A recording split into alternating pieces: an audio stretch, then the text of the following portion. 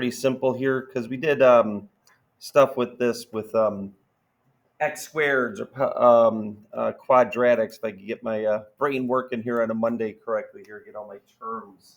So you got these notes in front of you, and going to go through it. It's really an end behavior day today. So it just describes that's what a cubic is. We're actually going to go further from that. Actually, it's going to go way bigger than cubics today alone. Our very first example we're going to analyze, I think, ends up being an x to the sixth. So really shouldn't just be called cubic graphs. We should be calling this polynomials of many powers. But this first set of pictures, those are definitely cubics.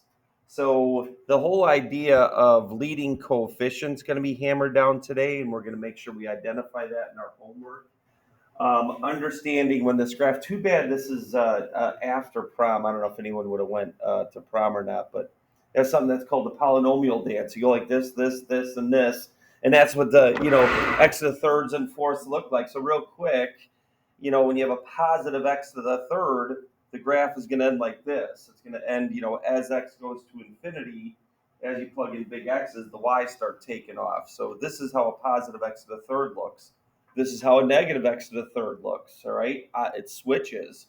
You have a negative in front. When you plug in a big positive and cube it, but then throw a negative on it, then it ends like this on these ends, all right? And then when you get to the x to the fourth, it ends like an x squared, all right? And then if it's a negative x to the fourth, it's down.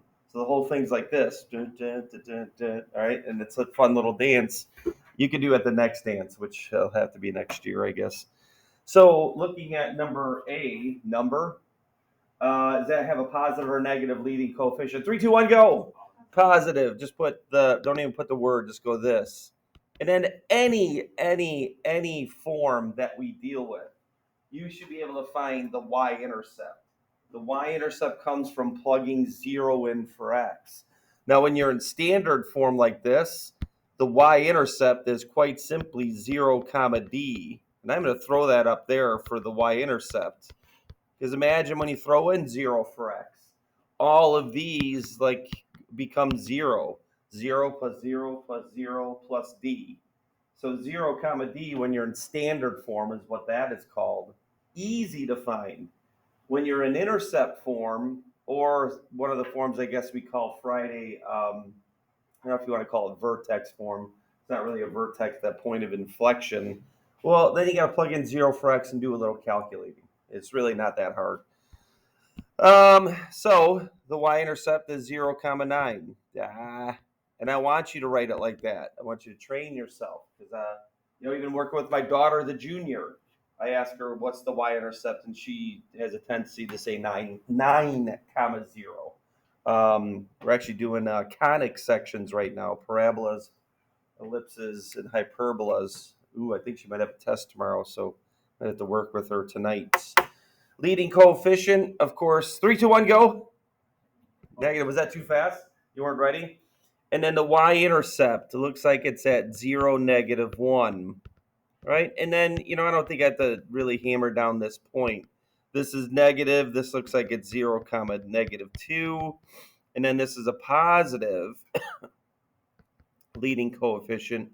And I'm sorry, I'm a maroon. I'm actually really bad. No, never mind. I was thinking of x-intercept. Stop. All right, I got myself confused.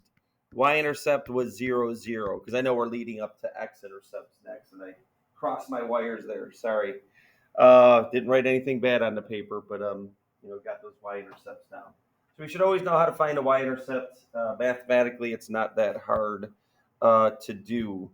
Okay, then match each graph with the correct cubic function. Well, that's a good one. What do we say? A, B, C, D. Good. It is A, B, C, D. So you can see your paper here. I have to write this real small. Okay, so we have to put A, B, C, or D. All right, so the first one, all you got to do is understand what is the y-intercept, I believe, but also make sure that it ends positively. What is the y-intercept when there's no number over here? 3, 2, 1, go. 0. So I plug in 0 for x, I get 0 for y. The only thing I better make sure is, does this also end in a positive direction? Thank goodness. Okay, so it has to be that one. That is the only one with 0, 0 as a y-intercept. And it certainly does end up positively. Got to hide that without killing it.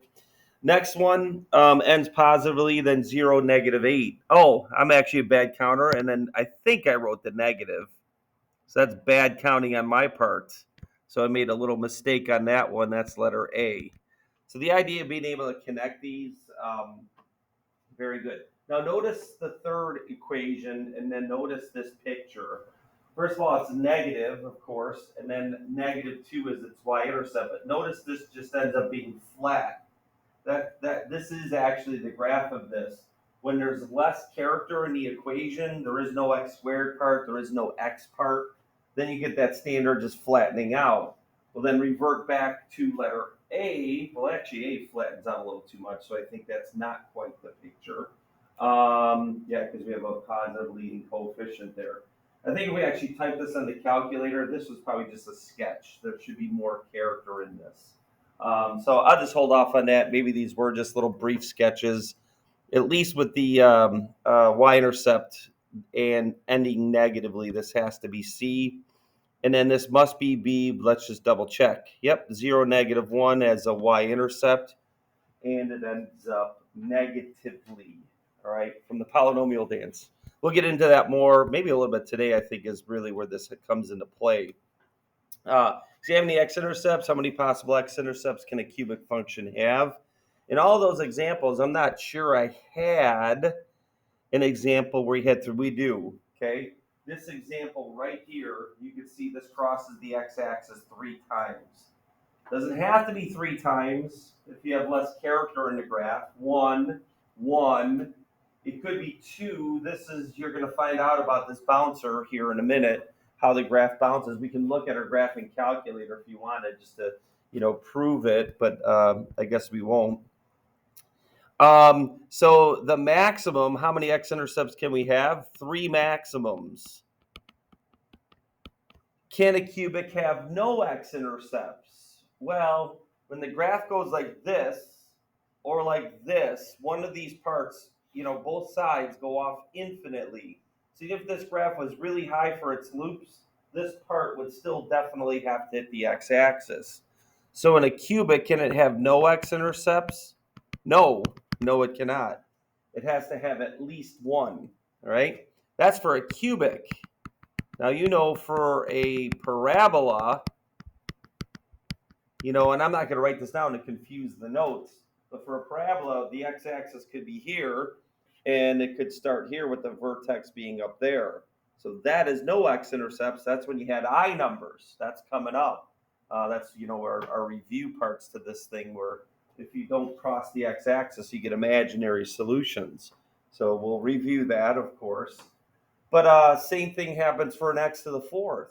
You could have an x to the fourth that has, you'll find out, more character than an x squared, but it's all above. So an x squared could have none, or 1, or 2, or 3, or up to 4. All right, and that's the idea that we're kind of hitting here today and throughout. I don't know. I'm going to skip D. I just want to get to the major points of moving on here. Sometimes we overdo it a little bit, and this is where it's really getting to here. All right, so this is what I mean. We're no longer in the cubic realm.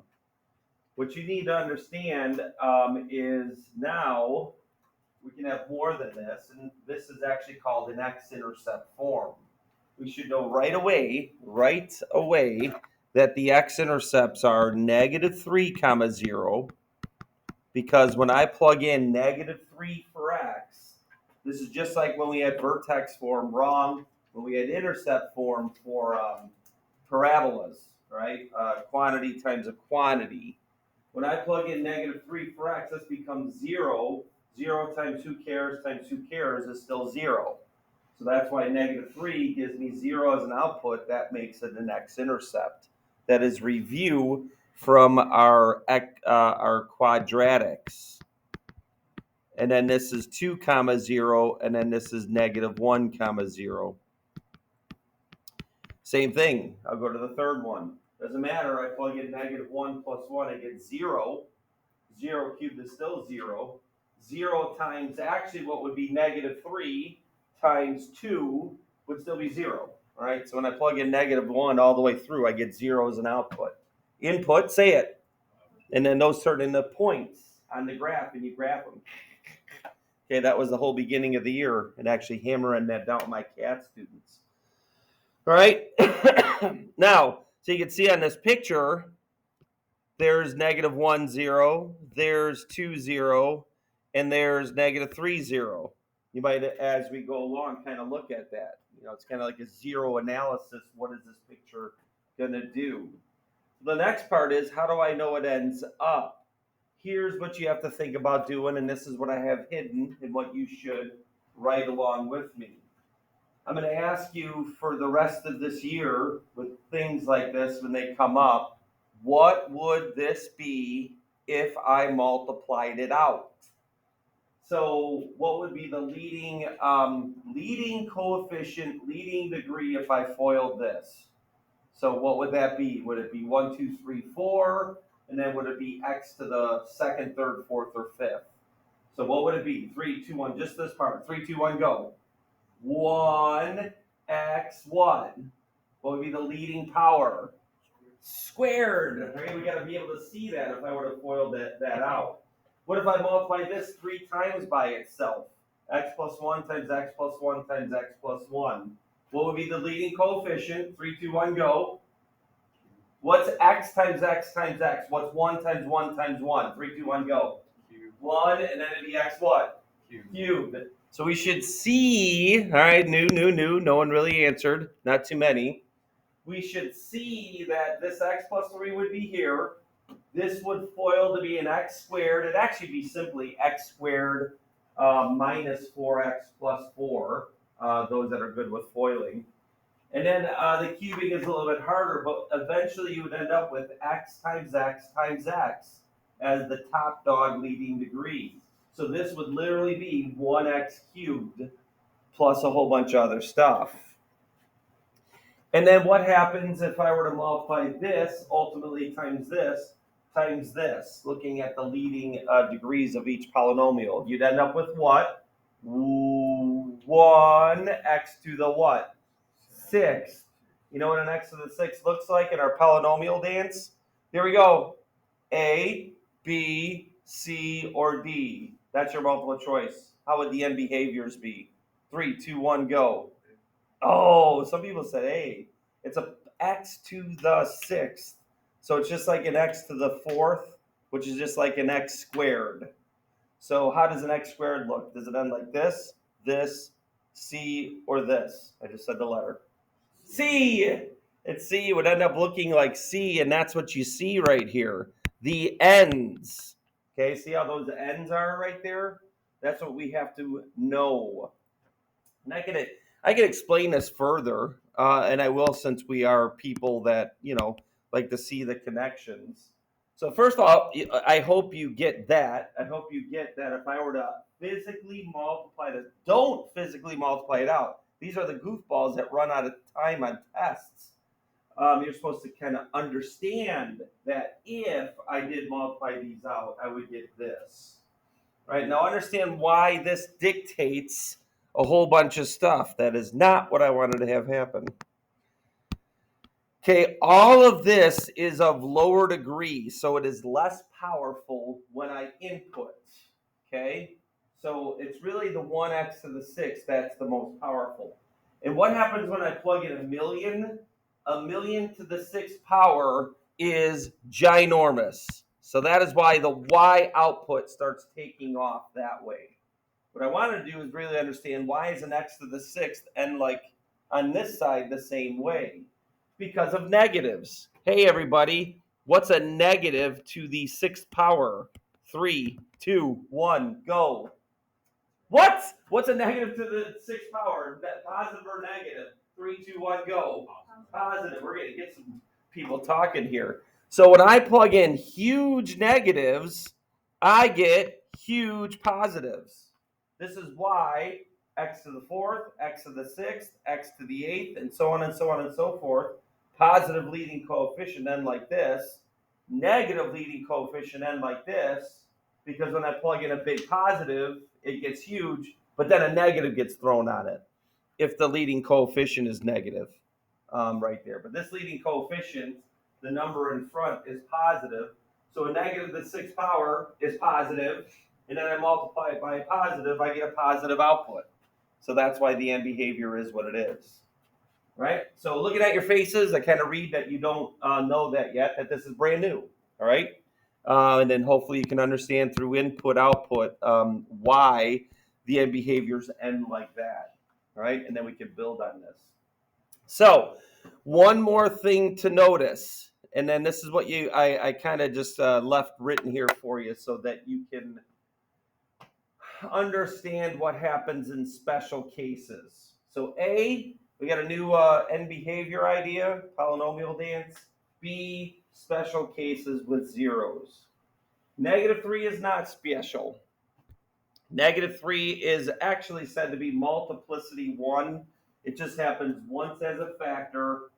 It is an x-intercept, and the graph just crosses right through like a linear, like just like a line. Pew! Straight. No curvature. I mean, there's a little minor curvature, but it looks linear as it goes through. And I'm doing this on purpose because I want you to understand when we have a double zero. A double zero crosses through like a parabola. So actually, I like to use the term bounces at that zero. So here's x minus 2 squared. If you type this on your calculator, this is exactly what happens. Boom, boom. Okay, right there, it bounces, it's tangent. I probably should use the word tangent to x-axis. See if I have room for that. I guess I'll make it. Tangent to x-axis.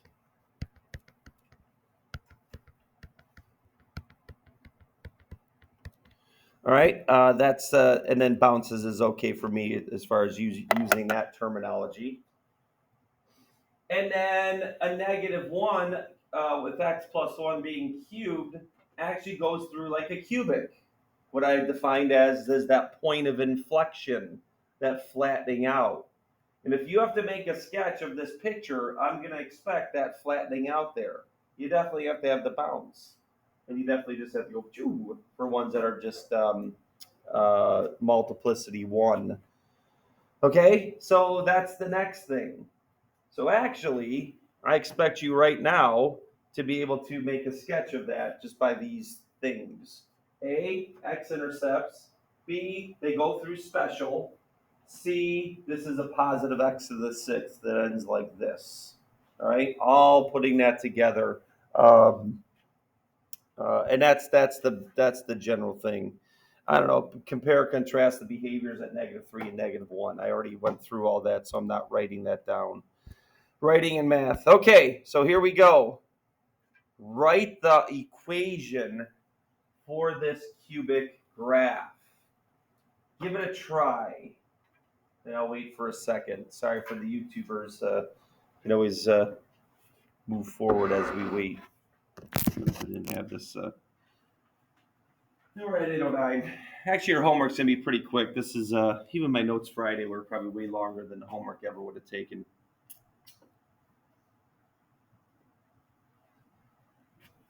Okay, and then I do want you to identify the type of leading coefficient. Is it positive or is it negative? But don't put an actual number there. And leave it in factored form, and I hope you know what that means. So you get the x-intercepts. What are those factors? And then leave it like that, and then tell me what kind of leading coefficient you would have. So I know this is brand new, but if you get this first one right, then you'll know that you're in tune with what's going on. Okay, so I'm going to go ahead and start talking.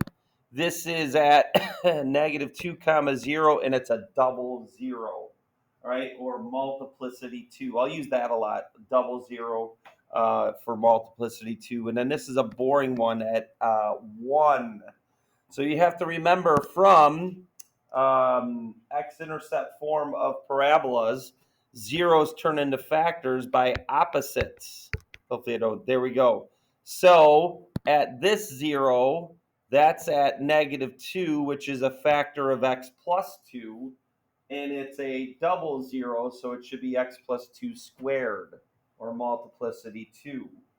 Okay, so I know that's brand new, but this is what we got to know. This is our new thing for the day. And if you wanted to go ahead and type it on your calculator in the y equals thing to test it out, go for it. And then this one's just at 1, which is x minus 1. And then what I wanted you to do was just tell me, what is the leading coefficient? Is it positive or negative? Oftentimes we will put like a letter there, right? Because we're going to have problems later where we can find out what is that leading coefficient. And we know what that leading coefficient does. It stretches or shrinks the graph depending on what that number is. So that could be just about anything, according to this picture. We could do something. We could use that y-intercept to find out what is that leading coefficient. We're not going to do that right now. Not get too specific. Any questions?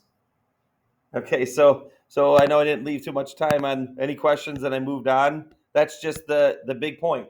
All right, and then notice if I were to multiply this out, it would be an x cubed, which should end like this. Should end with the end behaviors like this. Okay, so one more time. Here's an x squared. Maybe I could do this as a quick synopsis. That ends like this. A negative x squared ends like this, an upside down parabola, and x cubed does this. A negative x cubed will have this as its behavior. And then here's what an x to the fourth would look like. Very similar to the x squared, but it could have a little bit more roller coasters in the middle. All right. It depends how much is in the equation in order to have that happen. And then here's a negative x to the fourth. Guess it's good to kind of do this, and I see a lot of people writing this down. It definitely ends down and down. It could have a little bit of character in the middle, more so than the x squared. And then it keeps going. An x to the fifth is like an x to the third. Negative x to the fifth ends like a negative x to the third, but could be more character in the middle. X to the sixth, negative x to the sixth. X to the seventh, negative x to the seventh as far as its end behaviors. And again, it's because of the highest power leading coefficient, leading degree term that dominates at the end when you're plugging in big numbers. It really has everything to do with input output. All right, next. Go ahead and give the next two a whirl. Let's see what you get there. Talking about a common error with number 3, or something you shouldn't do. I don't have two answers here, but I do have an explanation of that y-intercept. Take a drink of water.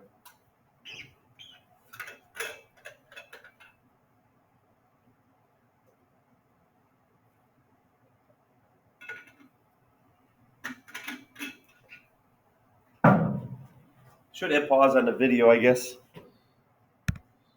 So you know if I can. That's screwing it up.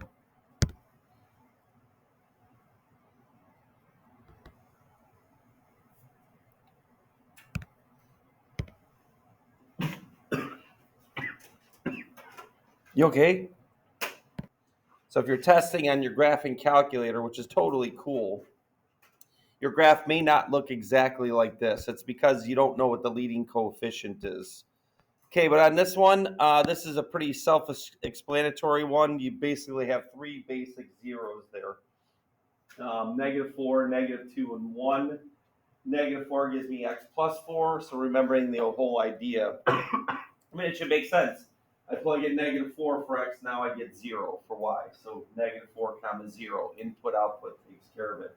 Again, if you test this on your graphing calculator, these loops may even be off the screen. This might be from 10 to -10, all that you see.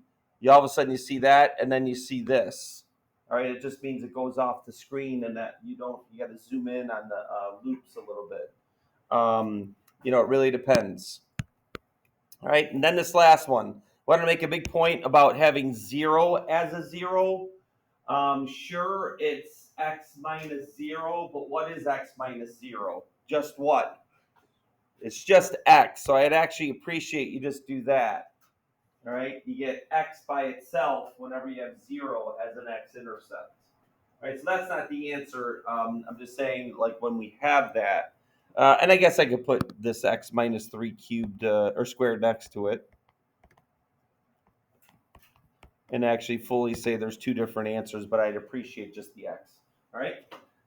And it is a negative leading coefficient. I'm not going to put the letter A in front of it. Negative A, just say you know you have a negative leading coefficient. And then we can get into questions where we actually find what is actually the leading coefficient. Okay, so sketching a graph with the given. Oh, find each function, give n behavior using limits. Name 0 as a multiplicity. All right, and name the y-intercept. And then make a sketch out of this.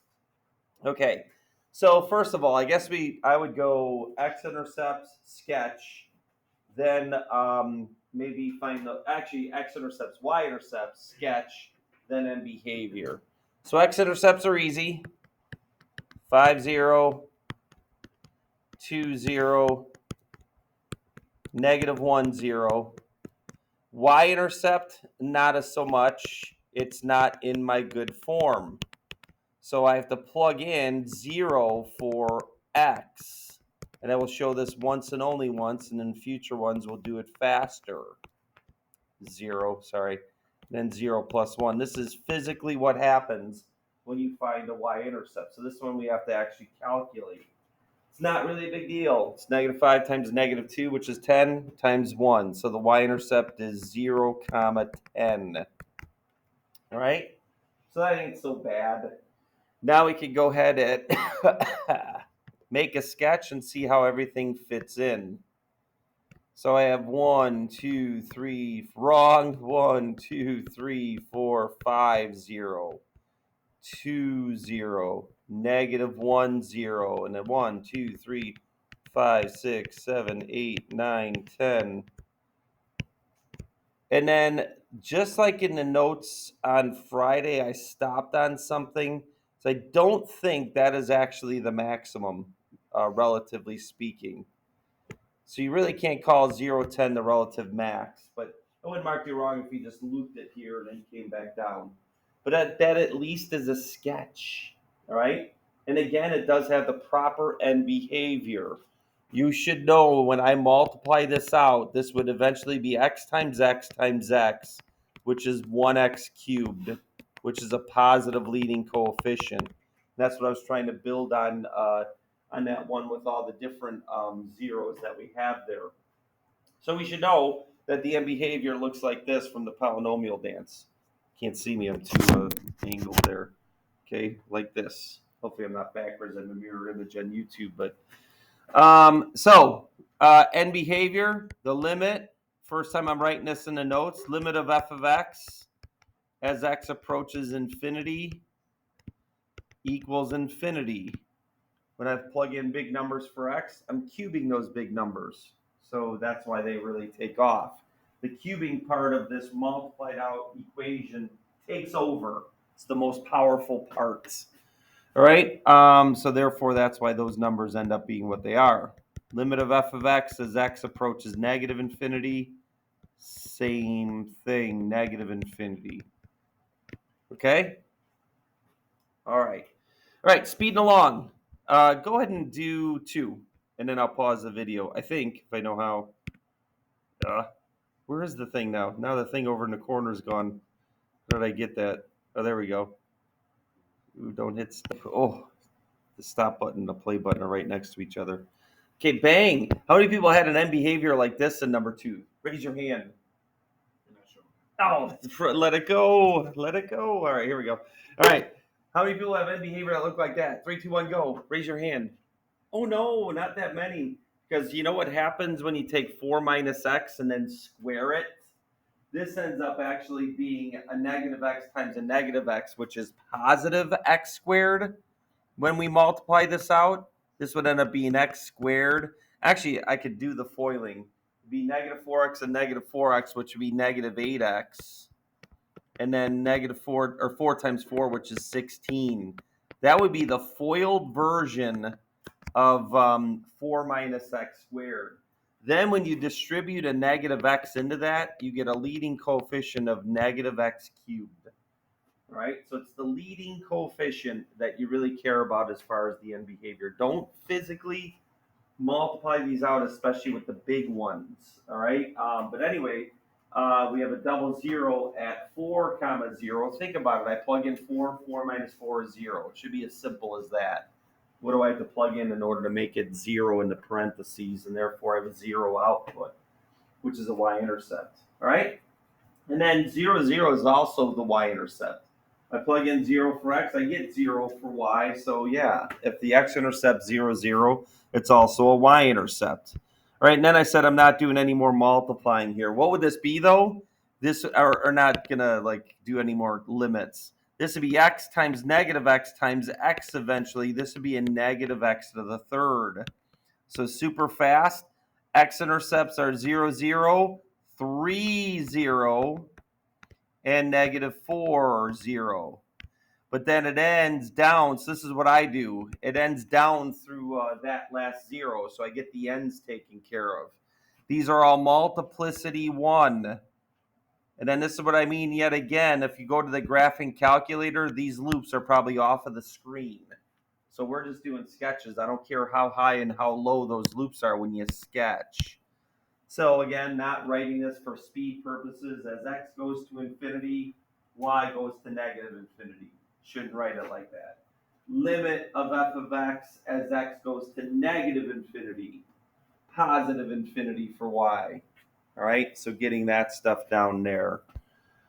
All right, so verbalizing what we should have. And then last but not least, if I were to multiply this out, we stayed cubic, I guess, here. This is positive x to the third. So we will end positively. Negative 2 comma 0, and then 1 comma 0. And then I didn't want to skate over this though. Notice how we get that cubic behavior number 2, the way it ends, because of the double 0, the bouncing. When I first graphed this, I accidentally went right through 4. When you weren't looking, you couldn't see it. I had it frozen. But I did say to you guys, oops, I made a mistake. I got to go back. Because I wasn't getting the right behavior, how it ended. I'm like, oh, I forgot the double 0 bouncing. And it has to come from below because it ends negatively. So that's what I did first. I'm like, all right, it's got to end down after to the right, so it's got to bounce below. And that's actually true. So same thing with this. I got a bouncer, and the bouncer is here at negative 2, but this must end through 1 positively up. So you know what? I got to make sure I start there, and then I must come here and then down. And then actually one thing I forgot to find was the y-intercept. And I forgot I didn't forget on the other one. The y-intercept, very simple. Come on, the pen works. Is f of x equals, shouldn't have to write this, 0 plus 2 squared, 0 minus 1. So 4 times negative 1 is negative 4. So 0, negative 4. So the y-intercept is below here too. It connects. It makes sense then, all these picture parts. So that would be negative 4 as a y-intercept where I just marked. So, all right. And then last but not least, I guess I could do this one here. Read the limits, understand what they mean, draw the, the following, and it doesn't really have a lot of specifics here. So end behavior, as x goes to infinity, so does y. And then as x goes to negative infinity, negative infinity. That's this kind of end behavior. All right, y-intercept at 0, negative 2, and then just 3 arbitrary x-intercepts. So it really depends what you do. You got to be careful with that y-intercept. So, if you to make your life easy, you could do 3 x-intercepts over here, I guess. I don't know if you could get away with 1 x-intercept here. It would have to be 2 on the left if you decided to go that route. So if I just did this, to connect these, that would have to be this kind of curve, like this, maybe. So therefore, I would need another x-intercept to come back down because the end behavior has to be down. Right? So if I decided to put 1 x-intercept on the left, there'd have to be 2 because of how that happens. So you got to be careful on that. And then fine, I'll put that here. And then that is the correct end behavior according to the limits. So either two x-intercepts on the left or none. Put them all on the right, so the connection would be like this, and then end up with the roller coaster there. And then notice you do randomly have two relative extrema, and a minimum and a maximum relative. All right, that's what you have in cubics. So that's how that would shake out there, making sure it all fits in the picture. Okay, I think I've done enough. You should be good on that simple assignment.